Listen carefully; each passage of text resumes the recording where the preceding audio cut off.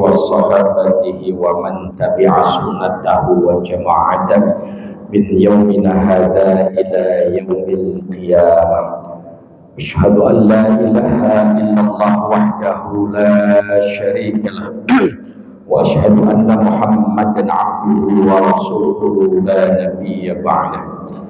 إلى حضرة النبي المصطفى رسول الله صلى الله عليه وسلم وعلى آله وأزواجه وذريته وأهل بيته الكرام، وخصوصا إلى روح مؤلف هذا الكتاب سيد عبد بن علي الحضر، وإلى جميع العلماء العاملين والفقهاء والمحدثين والقراء والمفسرين وسادة الصوفية والمحققين والتابعين بإحسان إلى يوم الدين، وإلى أرواح جميع مشايخنا في الدين ومشايخ هذه البلدة أجمعين، بأن الله تعالى يعلي درجاتهم في الجنة وينفعنا بعلومهم وأسرارهم وأنوارهم، ويعيد علينا من بركاتهم وكراماتهم ونفحاتهم.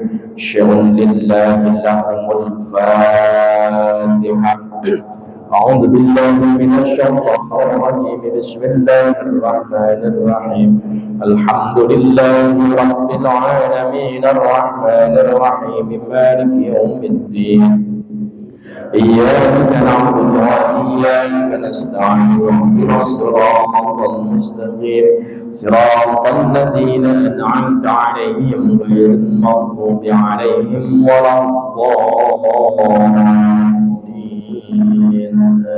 آمين.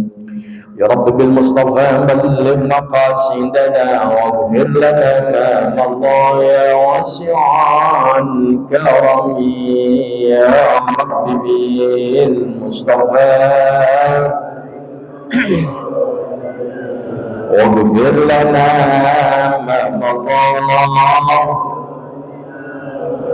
لخمسة العرف بها حر الوباء الحاطمة المصطفى المرتضى وابنهما وفاطمة.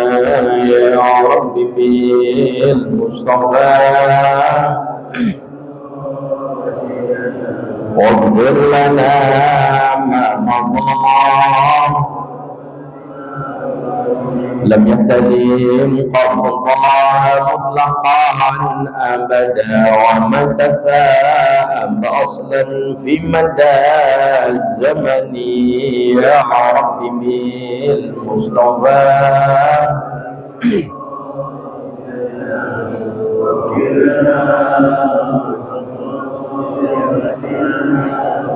منه الدوام فلم تهرب وما وقعت ذبابة أبدا في جسمه الحسن. يا رب بالمصطفى واغفر لنا ما مضى بخلفه كأمام رؤية ثبتت ولا يرى عصر بول منه في علن. يا رب بالمصطفى واغفر لنا ما مضى وقلبه لم ينم والعين قد نعست ولا يرى زله في الشمس ذو فضل. يا رب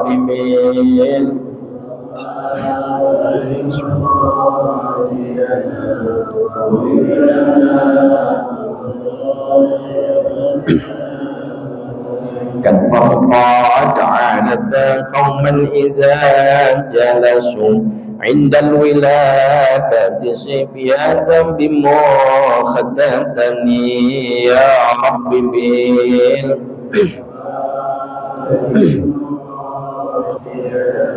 واغفر لنا.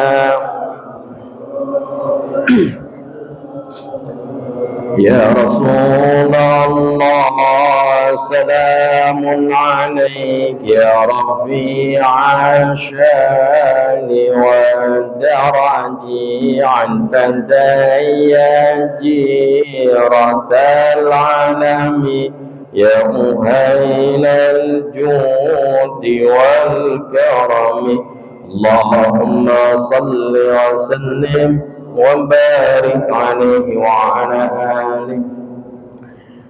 Para hadirin, bapak-bapak, hadirat, ibu-ibu, rahimakumullah.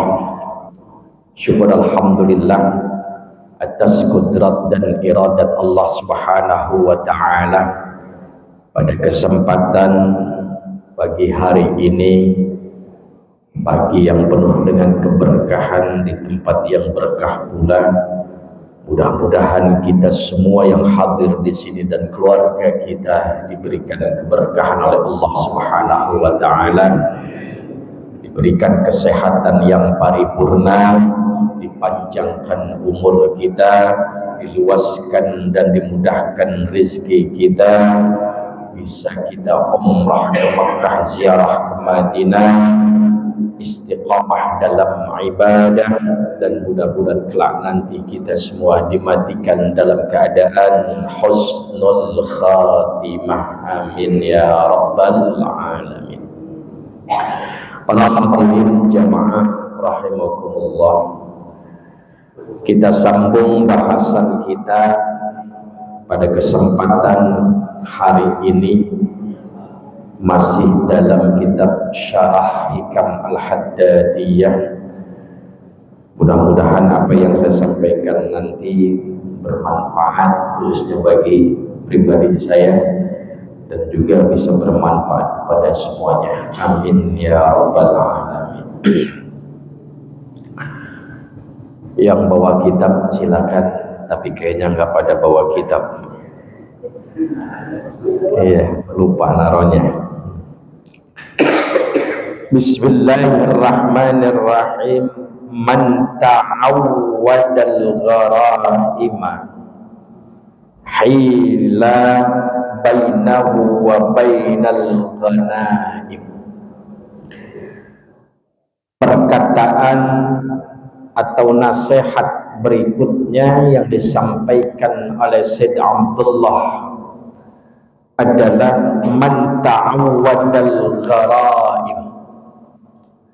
Siapa orang yang dia membiasakan al-i'tad bil atham, orang yang membiasakan al-gharaim, berbuat dosa, biasa berbuat maksiat, biasa ninggalin salat, biasa melakukan judi online, pinjaman online,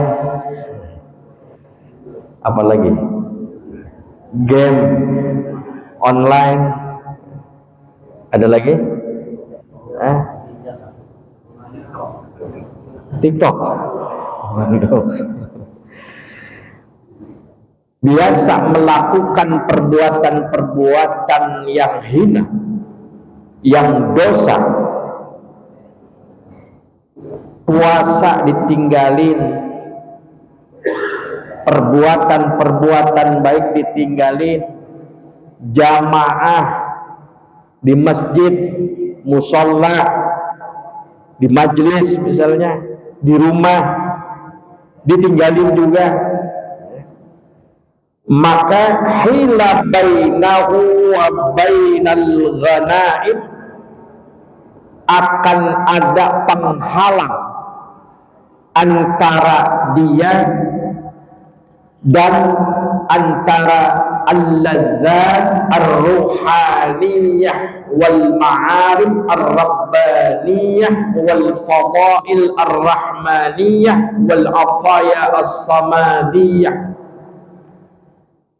Orang yang biasa, apalagi sudah mendapat predikat tukang.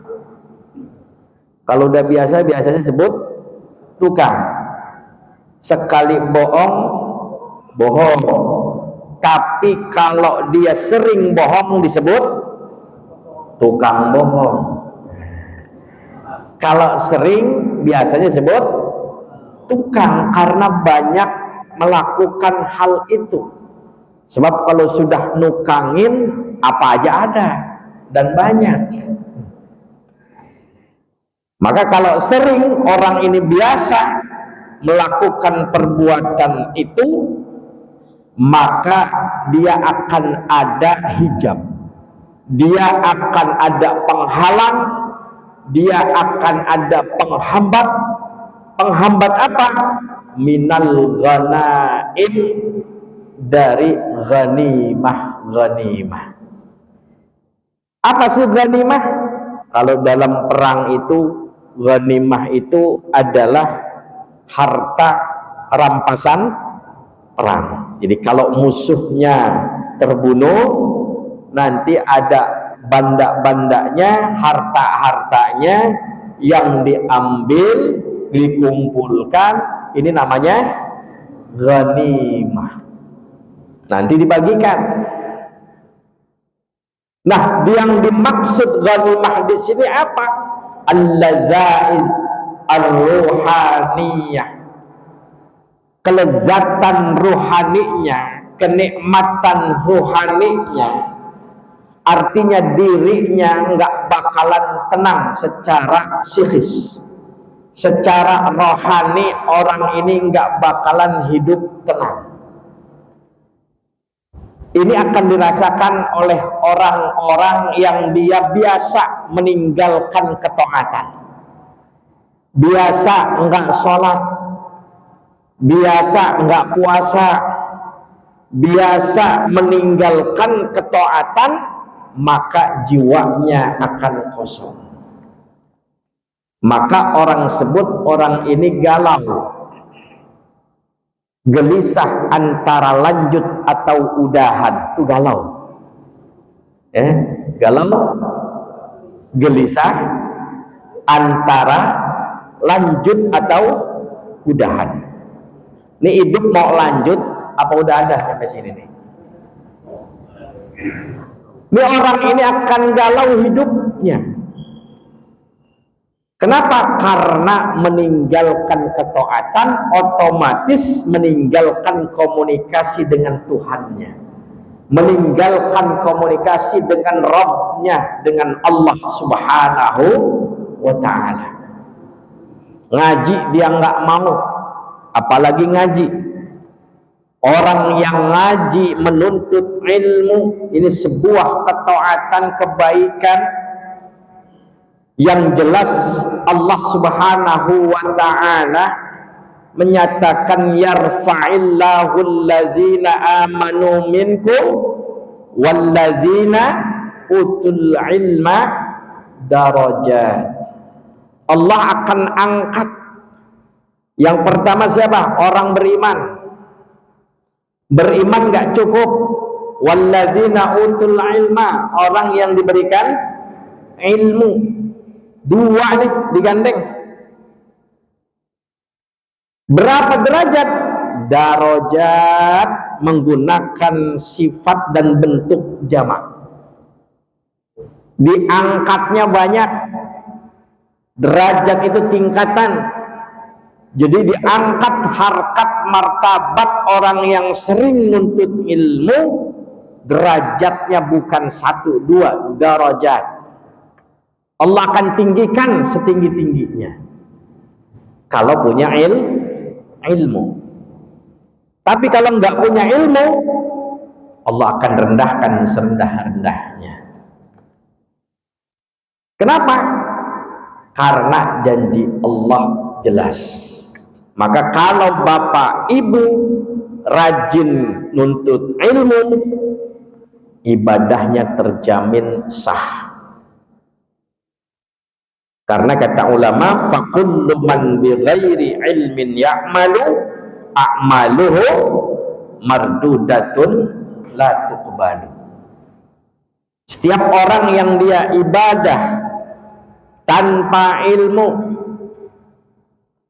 dia beramal, beribadah, beraktivitas kegiatan ketaatan tanpa didasari ilmu, maka a'maluhu mardudatun la tuqbalu, ibadahnya, amalnya, ketaatannya, kebaikannya mardudatun, tertolak, la tuqbalu, tidak akan diterima, sia-sia.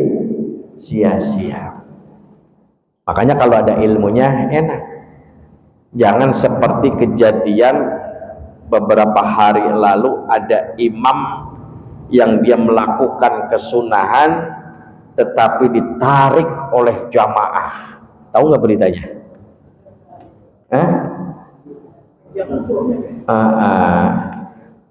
Imam melakukan kesunahan sujud tilawah dianggap sebagai ajaran baru karena makmumnya nggak paham. Itu imam ditarik, Pak, karena makmum nggak paham. Wah, ini ajaran baru. Imamnya pun kurang cerdas, mestinya diinformasikan terlebih dahulu. Nanti pada rakaat kedua misalnya, saya akan baca ayat sajadah yang disunahkan melakukan sujud tilawah. Imamnya sunnah, makmumnya wajib karena ngikutin imam. Karena nggak paham, si makmum ada yang nggak mau sujud, ya ini kan kerjaan si imam, lagian ngapain pakai dikerjain, ya. Nah ini kalau ibadah tidak pakai ilmu, ya, maka orang yang dia nuntut ilmu melakukan ketaatan ini sedang membiasakan dirinya, sedang terus meningkatkan derajat harkat martabat dirinya. Ketika dia meninggalkan, berarti dia sedang menurunkan derajatnya sendiri. Dan ini adalah warisan Nabi Shallallahu Alaihi Wasallam. Nabi tidak meninggalkan warisan harta. Nabi tidak meninggalkan warisan jabatan. Nggak ada yang diturunkan jabatan. Kalau dia mau, Rasulullah diberikan itu jabatan kepada mantunya. Siapa? Sayyidina Ali, bahkan sepupunya. Tapi tidak, Rasul meninggal bahkan 2 hari, riwayat yang lain 3 hari. Senin meninggal, hari Selasa, riwayat yang lain hari Rabu, Rasul baru dimakamkan, dikuburkan. Dalam rangka apa? Menentukan musyawarah. Ini masih belum putus siapa yang pantas, siapa yang layak untuk menggantikan posisi jabatan Rasul Shallallahu Alaihi Wasallam sebagai kepala negara. Siapa pemimpin umat ini setelah Rasulullah meninggal? Sampai ada jeda waktu, Pak. Riwayat menyatakan Selasa baru dikubur, riwayat yang satu menyatakan Rabu baru dikubur. Rapat. Itu kalau bapak haji itu udah ada dekat Madinah, namanya Saqifah Bani Sa'idah, ya, yang sekarang lagi diratakan nih, ya. Kemarin saya umrah itu lagi diratain, pohon-pohonnya udah nggak ada lagi, rata semuanya, ya. Sampai ke Masjid Ali, Masjid Abu Bakar, Masjid apalagi itu Al-Gumamah, ada ke situ tuh, itu hampir rata semua. Udah nggak ada lagi pohon-pohon yang rindang, udah nggak ada. Nah itu di situ musyawarah menentukan siapa nanti pengganti Rasul Shallallahu Alaihi Wasallam. Artinya Rasul tidak nepotisme, Rasul tidak mewarisi warisan jabatan dan juga warisan harta. Yang ditinggalkan apa? Ilmu. Maka siapa yang dia nuntut ilmu, siapa yang mencari ilmu, maka pada hakikatnya orang itu sedang mengumpulkan warisan dari Nabi Sallallahu Alaihi Wasallam. Maka ketika orang sudah ilmunya banyak, kemudian jadi alim, maka disebutlah al-ulama warasatul anbiya. Ulama itu adalah pewaris Nabi, yang menerima warisan dari Nabi. Kenapa? Karena mereka mengambil banyak ilmu. Yang inilah yang disebut warisan Rasul Sallallahu Alaihi Wasallam. Makanya Bapak Ibu sekarang yang sedang hadir dan rutin tiap kajian hadir, ini pada hakikatnya Bapak Ibu sedang mengumpulkan warisan. Warisannya bukan tanggung-tanggung, warisan dari Rasul Sallallahu Alaihi Wasallam, dan derajat ibu bapak ini dinaikkan oleh Allah Subhanahu Wa Taala. Ini orang yang membiasakan kebaikan. Sekarang orang yang membiasakan keburukan, yang pertama hatinya tadi akan galau, gelisah. Bapak ibu kalau sudah bingung, gelisah, ujung-ujungnya ngapain? Mentok. Kalau sudah mentok, bisa stres bunuh diri. Ini orang-orang yang stres bunuh diri karena pikirannya mentok, bingung. Maka ada doa yang doa ini khusus supaya dihilangkan minal hammi wal ghammi. Pernah kan doa kayak gitu? Allahumma inna na'udzubika minal hammi wal gham. Ya Allah, aku berlindung kepada Engkau supaya dijauhkan dari apa? Alham, bingung, wal gham, sulit, kesusahan. Orang kalau sudah bingung, orang kalau udah sulit, mentok, sampai ada pikiran, nah kalau begini kayaknya berakhir aja deh hidup. Kenapa? Udah mentok, bingung. Maka orang-orang yang terbiasa meninggalkan ketaatan, yang pertama Allah akan cabut kenikmatan dalam dirinya, kelezatan ar-ruhaniyah dalam dirinya. Ini nanti akan ada kebingungan dan kesusahan terus menerus. Na'udzubillahi min dzalik. Tapi kalau orang beriman dan beramal saleh, Allah akan berikan jalan keluar. Allah akan berikan cara dengan sendirinya. Allah nanti nih jalannya ke sini, nih cara ke sini. Wa may yattaqillah yaj'al lahu makhraja. Siapa yang bertakwa kepada Allah, siapa yang dia taat kepada Allah, yaj'al lahu makhraja, Allah akan berikan dia jalan keluar. Makanya kalau orang-orang yang dia sering ke masjid, sering ibadah, sering taat, melakukan kebaikan, insya Allah ada aja Pak jalan keluarnya. Ada aja jalan keluarnya. Wa yarzuqhu min haitsu la yahtasib. Bahkan Allah akan berikan anugerah. Rizki itu nggak mesti duit Pak. Punya teman yang dekat, bisa datang ke masjid, gampang dalam ibadah, itu juga rizki. Anak yang baik-baik itu juga rizki. Wa yarzuqhu min haitsu la yahtasib. Allah akan anugerahi dia dari arah yang tidak disangka-sangka. Syaratnya tadi wa may yattaqillah. Maka orang bilang, apa bedanya gaji dengan rizki? Kalau gaji ini dari usaha kerja, dari bos, tapi kalau rezeki dari Allah. Kalau gaji terbatas, sudah ada hitungannya, ya. Ini kerja segini, nanti gajinya segini, jabatan ini gajinya segini, ada batasannya. Sedangkan rezeki tidak ada batasannya. Pasti Bapak Ibu pernah merasakan. Bapak Ibu punya anak misalnya 5. Misalnya.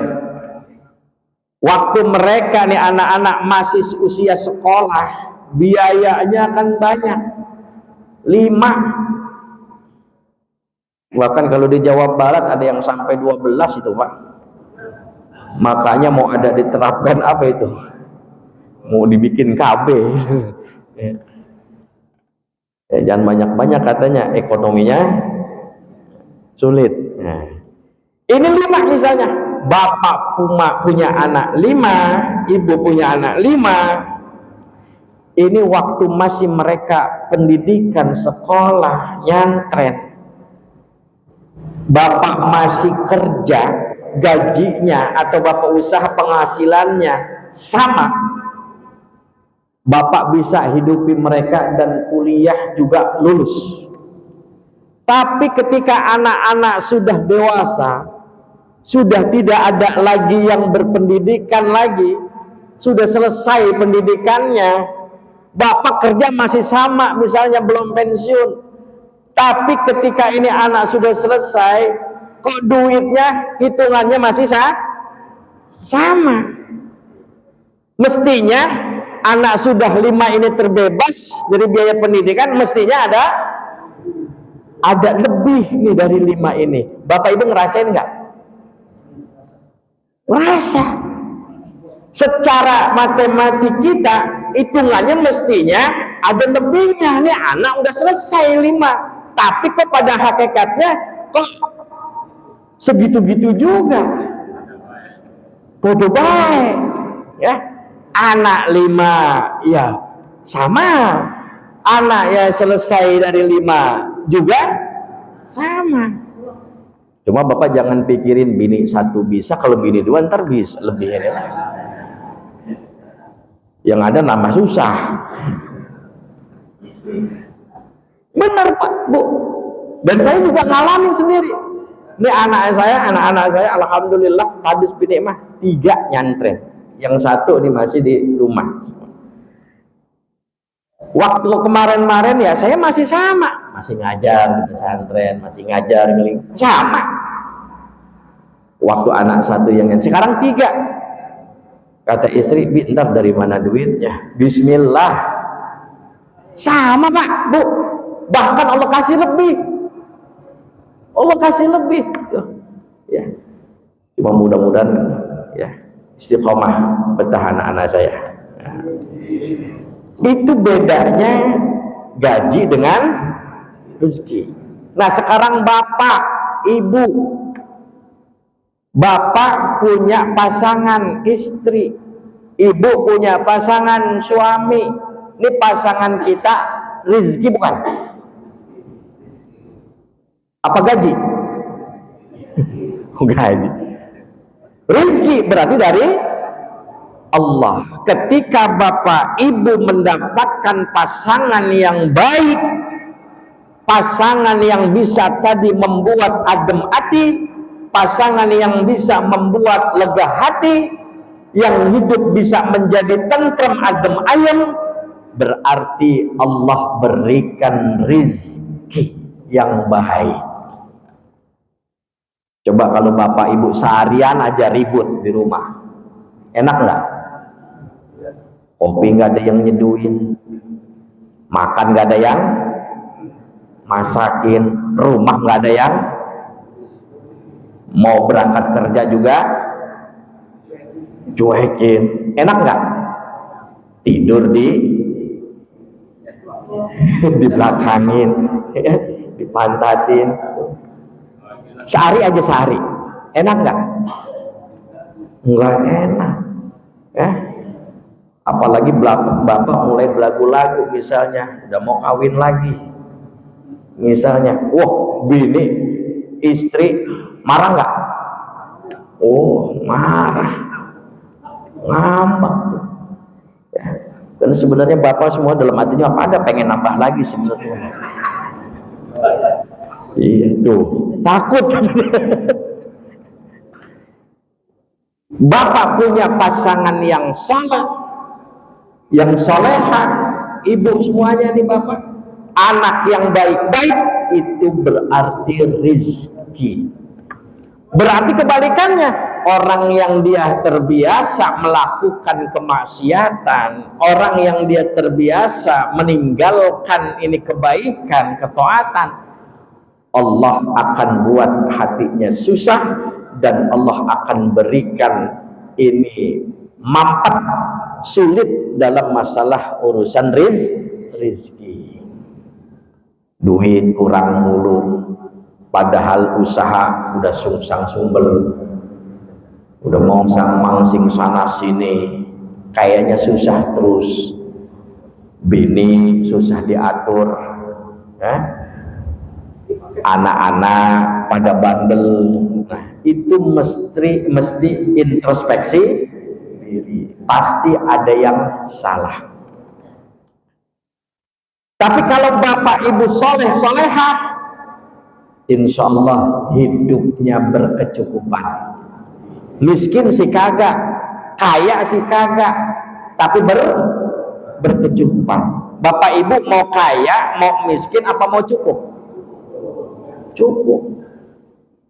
Kaya repot, masih hidupnya repot, udah matinya juga bikin repot. Beneran. Orang kaya kalau udah meninggal sama orang miskin udah meninggal, lebih repot mana? Orang kaya. Kalau orang miskin meninggal selesai Pak, dikubur, nggak ribut warisan. Ya kagak ada warisannya, apa yang mau dibagi? Tapi kalau orang kaya meninggal, itu belum beres Pak. Banyak yang begitu, walaupun ada yang ngurus. Bapaknya udah meninggal, ibunya udah meninggal, kirain mah selesai kali urusan. Ternyata bapaknya meninggal, urusan belum selesai. Ternyata masih ada beban warisan, anak-anaknya pada ribut berebut warisan. Banyak nggak yang begitu? Di mana?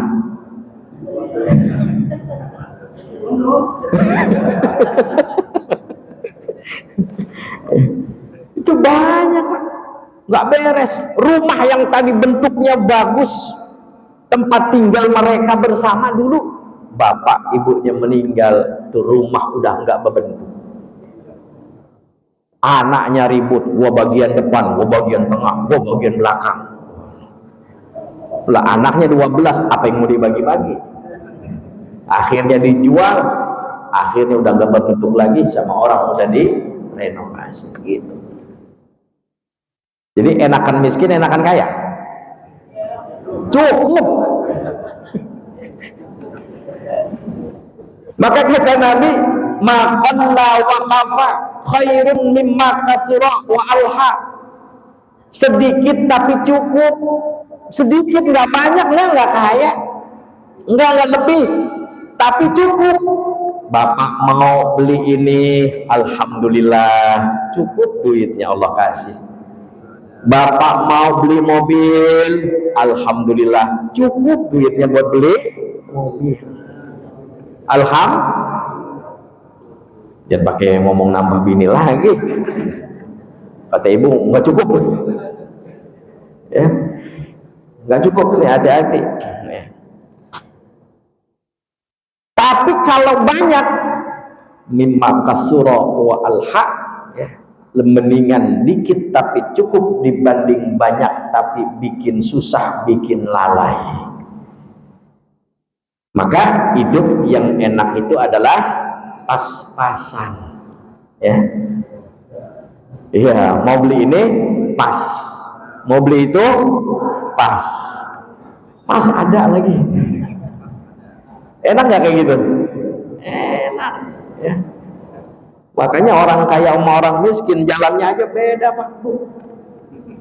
Beda. Orang miskin jalannya cepat, orang kaya jalannya lambat. Kenapa? Orang kaya jalannya lambat. Satu, dompetnya berisi, berat. Yang kedua, nggak ada beban, ya. Yang ketiga, emang nyantai hidupnya. Tapi kalau yang miskin jalannya cepat, Kenapa? Duitnya kagak ada di kantong. Ringan jadinya jalannya, cepet akhirnya. Boro-boro dompet. Yang kedua apa? Yang kedua dia jalannya cepet karena memang biasa ditagih utang. Akhirnya cepet, apalagi ikut pinjol. Nauzubillah, ya, sono nagih, sini nagih. Ini pokoknya lunas, lebihannya belum lunas. Hati-hati. Makanya kaya banget ya jangan, miskin banget jangan. Hidup itu yang enak, sedang-sedang saja berkecukupan.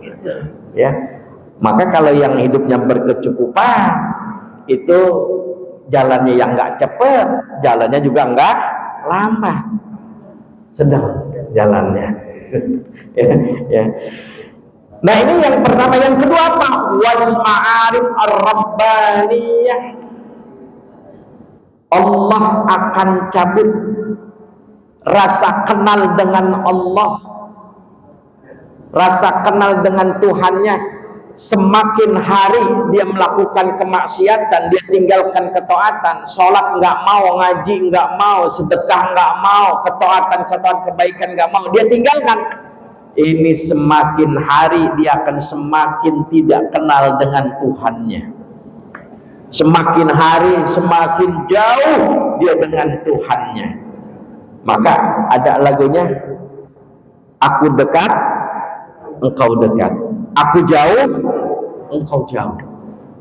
Semakin kita mendekatkan diri kepada Allah, Allah semakin dekat. Maka sholat itu munajat.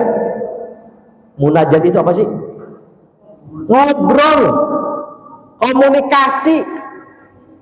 Makanya ada larangan, haram ketika ada orang sholat, kita lewat di depan orang sholat pas dia tempat sujud. Kata Nabi sampai katakan faqtulhu fa innahu syaitan. Bunuh nih orang kalau yang berani jalan di depan orang yang sedang sholat, karena orang itu pada hakikatnya adalah setan. Kenapa? Bisa terganggu komunikasi dia dengan Tuhannya, komunikasi dia dengan Allah putus. Maka dalam rangka itu cegah sebisa mungkin kalau ada orang sholat kemudian ada yang lewat, maka kita giniin kan, kita larang. Kadang kita larang dia kagak paham, akhirnya silat, berantem, kurang ilmu lagi. Ya. Itu cegah, jangan sampai yang lewat. Bahkan dikatakan dalam hadis Nabi, lebih baik nunggu 40 tahun dibanding depan orang sholat dia lewat. Coba 40 tahun tungguin situ. Saking jangan sampai komunikasi munajat seorang hamba dengan Allah ini terputus, ada yang ganggu. Ini bapak lagi ngobrol berdua, berhadap-hadapan, ada orang tengah-tengah dia lewat, bapak kesel nggak? Pasti akan bapak singkirin, sih lagi ngobrol kok lewat tengah-tengah. Sama bapak ibu sedang sholat melakukan komunikasi. Ketika duduk baca Rabbik firli warhamni, ya Allah ampuni aku, lagi munajat doa, tahu-tahu ada yang lewat, maka ini akan terputus. Makanya sholat itu yang diterima itu syaratnya ada 4. Yang pertama niatnya liwajhillahi ta'ala, karena mencari ridha Allah. Niatnya bukan riya, bukan sum'ah, pengen didengar, pengen dilihat, bukan. Yang terakhir nih, yang keempat, saya bahasnya langsung aja, ma'aqala minha, apa yang ada dalam bacaan sholat dia mesti paham. Mulai dari takbiratul ihram sampai salam dia mesti paham dan dia khusyuk. Itulah ma'aqala minha, baru yang akan mendapat pahala. Maka jangan sampai ada istilah man shalla jahilan bi kaifiyatil wudu'i wassalah lam tasihha sholatuhu wa in sadaqa sihhata fihima. Jangan sampai orang sholat tapi sholatnya sia-sia. Karena tadi nggak pakai ilmu. Ini yang udah sah sholatnya tapi pahalanya nggak ada. Maka itu kita harus memahami. Maka suruh ngaji terus mulai dari takbiratul ihram sampai salam ini mesti paham. Allahu Akbar, Allah Maha besar. Belum Allahu Akbar kabiro, dia paham. Belum Fatihahnya, dia paham. Maka kalau dia semua dia paham, kemudian dia konsen, dia khusyuk, maka barulah ma'aqala minha, dia akan dapat nanti pahala hingga 100%. Tapi kalau tidak, maka nilai sholat seseorang pahalanya ada yang 40%, ada yang 50%, ada yang 60%. Bismillahirrahmanirrahim. Nah, jadi tergantung apa yang kita pahami dalam sholat. Maka ketika orang dia semakin dekat dengan Allah, dia sedang membangun komunikasi dan semakin dekat dia dengan Allah. Semakin jauh dia tinggalkan kewajiban-kewajiban, ditinggalkan, maka dia sedang membangun jarak.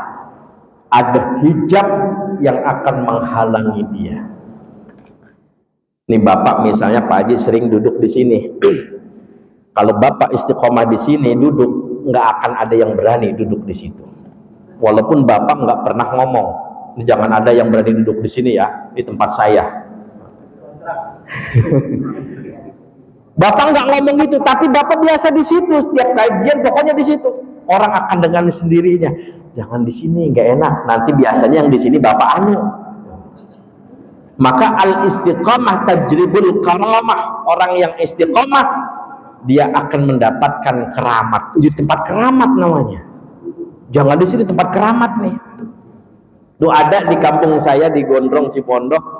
Itu yang mulai dari awal dia ke masjid, itu yang namanya sholat misalnya di ngadep tiang ini nih, udah dari awal sampai sekarang sampai tua di tiang itu Pak. Benar. Di tiang itu dekat itu. Enggak rubah-rubah pokoknya. Nggak tahu di sini ada enggak. Istiqomah pokoknya di situ. Sampai nggak ada yang berani Pak. Kalau dia belum imam belum takbir tuh nggak ada yang berani. Ya. Takut ntar dia datang. Itu udah istiqomah seperti itu. Dia melakukan ketaatan, dia melakukan kebaikan terus menerus. Ini akan mendatangkan keramat. Keramat itu bahasa Arabnya karomah. Bahasa kitanya artinya kemuliaan. Maka orang yang dia sudah istiqomah mendapatkan hal itu, dia akan mendapatkan kemuliaan. Tapi kalau orang ini dia jarang datang, ya sewaktu-waktu aja duduk di sini misalnya, dia akan membangun jarak. Maka orang berani nggak kira-kira duduk di situ? Berani. Kenapa? Duduk di situ boleh nggak? Ya boleh. Si Anu mah jarang datang. Jarang datang. Belum tentu dia datang. Tuh kan bener nggak datang. Tuh. Itu dia membangun jarak. Akhirnya ada hijab buat diri dia. Tapi kalau dia tadi istiqomah ibadah, contoh yang sederhana, duduk aja tadi di situ, orang sampai nggak berani Pak. Apalagi istiqomah terus menerus dalam hal ibadah. Sholatnya istiqomah, belum yang sunnah-sunnahnya, ngajinya istiqomah, perbuatan taatnya istiqomah. Orang ini akan menjadi orang yang mulia, mendapat karamah. Kalau sudah dapat karamah, maka orang ini disebut al-mukarram. Mukarram apa artinya? Orang yang dapat kemuliaan yang dimuliakan, maka disebutnya mukarram. Hasil dari apa dia dapat gelar al-mukarram? Karena hasil dari istiqomah dia. Nah, para wali, para ulama, dia istiqomah ibadahnya. Kalau dia istiqomah, semakin dekat dengan Allah, semakin intens dengan Allah. Sama seperti tukang sihir Fir'aun yang diundang, seluruh negeri Mesir diundang, sampai hampir 240.000 tukang sihir. Bapak udah ngaji tafsirnya itu kan? Lah barusan di surah Al-A'raf itu dikisahkan. Itu tukang sihir dikumpulkan sama Firaun karena tadi Nabi Musa ngeluarin tongkatnya, kemudian menjelma jadi ular yang begitu besar, sampai kata tokoh-tokoh pembesarnya Firaun, ini Musa mau melengsarkan kamu dan mau menggantikan posisi kamu Firaun. Kalau gitu gimana pendapat kamu? Kumpulkan tukang sihir yang ahli, yang ulung, untuk mengalahkan sihirnya Musa. Udah bel. Dikumpulkan sampai dalam satu riwayat 240.000 tukang sihir yang ulung. Sampai kata tukang sihir, apakah saya nanti dapat imbalan dan dapat posisi jabatan dan lain-lain? Kata tukang sihir. Kata Firaun apa? Iya, kamu akan dapat imbalan dan engkau akan semakin dekat dengan aku. Nanti dapat posisi jabatan. Mau nggak kalau begitu tuh orang? Orang mau berebut. Nah, sama. Ketika orang ini semakin dekat dengan Allah, Allah akan dia diberikan derajat yang tinggi, diberikan kemuliaan karena semakin dekat dengan Allah. Syaratnya apa tadi? Istiqomah. Maka para wali, para ulama yang dia istiqomah ini mendapatkan karamah, kemuliaan. Sudah meninggalnya saja sampai sekarang kuburannya masih banyak yang ziarahin. Sepi enggak tuh 24 jam? Rame terus, Pak. Bapak pernah ziarah Wali Songo? Itu 24 jam. Kita belum sampai ke makamnya, orang sudah rame. Kita berangkat untuk balik pulang, orang udah pada datang lagi. Itu siapa yang menggerakkan? Allah. Padahal kita nggak kenal, padahal kita nggak tahu, cuma dapat cerita kisahnya begini. Tapi sampai sekarang nggak pernah sepi.